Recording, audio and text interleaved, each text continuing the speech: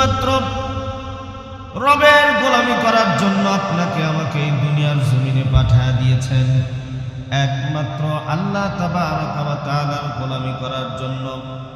অন্য কারো গোলামি না, অন্য কারো তাবেদারি না, অন্য কোনো প্রশংসা না।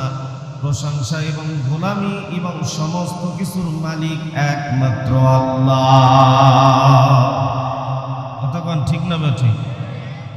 গোলামি কার? আমরা গোলাম কার? জোরে বলেন গোলাম কার? আরো জোরে বলতে হবে গোলাম কার? একমাত্র আল্লাহ তাবারাকা ওয়া তাআলার গোলাম। আর যারা আল্লাহ তাবারাকা ওয়া তাআলার গোলাম বলে পরিচয় দেবে, তাদেরকে আর কোনো মানুষ এবং কোনো মাখলুকের কাছে তাবেদারি গোলামি করা যাবে না। কারণ আমি পরিচয় দিলাম আমি রবের গোলাম। সর্ব জায়গায় সর্ব অবস্থায় আমার ঘরের ভেতরে, ঘরের বাহিরে, দোকানপাটে, রাষ্ট্রের সব জায়গায় গোলামিত্বের প্রমাণ দিতে হবে একমাত্র আল্লাহ। সব জায়গায় প্রমাণ দিতে হবে আমি গোলাম আল্লাহ, আল্লাহ তাআলা ছাড়া আর কারো গোলাম না। কথা বলেন ঠিক কি না?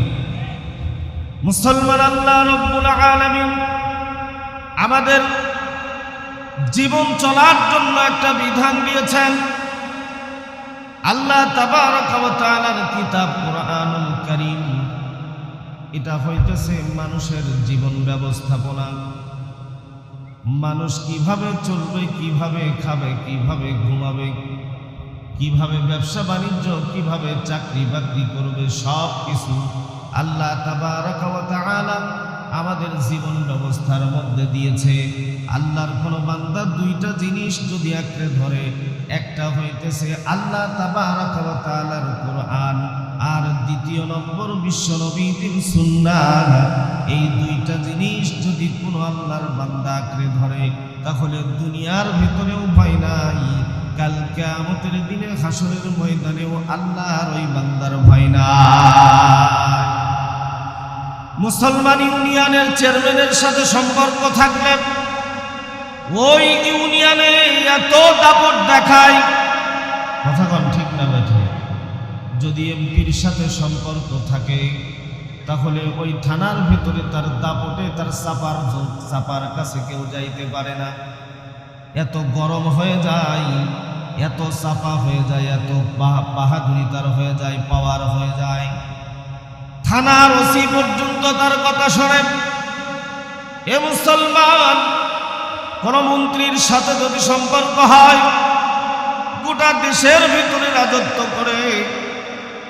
আপনার আমার সম্পর্ক যদি একমাত্র আল্লাহ তাবারাকা ওয়া তাআলার সঙ্গে হয়ে যায়, তাহলে গোটা দুনিয়ার ভেতরে আমরা রাজত্ব করব, বাধা দেওয়ার মতো কেউ থাকবে না।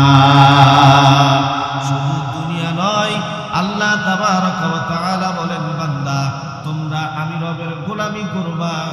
আমি আল্লাহ তাআলা তোমাদেরকে কথা দিলাম, আমি আল্লাহ তোমাদেরকে এমন পাওয়ার দিয়ে দিব, শুধু দুনিয়া নয়, পরলৌকিক জগতেও তোমরা তোমাদের পাওয়ার নিয়ে চলবা। জোরে বলেন সুবহানাল্লাহ।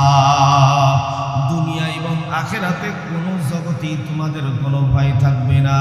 লা খাউফুন আলাইহিম ওয়ালা হুম ইয়াহজানুন। আল্লাহ তাবারাকা ওয়া তাআলা বলেন, বান্দা তোমাদের কোনো ভয় নাই যারা আমি রবের গোলাম হতে পেরেছো। সুবহানাল্লাহ। যারা রবের গোলাম হইতে পেরেছে, তাদের দুনিয়াতেও ভয় নাই, পরলৌকিক জগতেও ভয় নেই। এটা খুশির সংবাদ না? রবের গোলাম হইতে পারলে দুনিয়াতেও রাজত্ব থাকবে, পরলৌকিক জগতেও রাজত্ব থাকবে।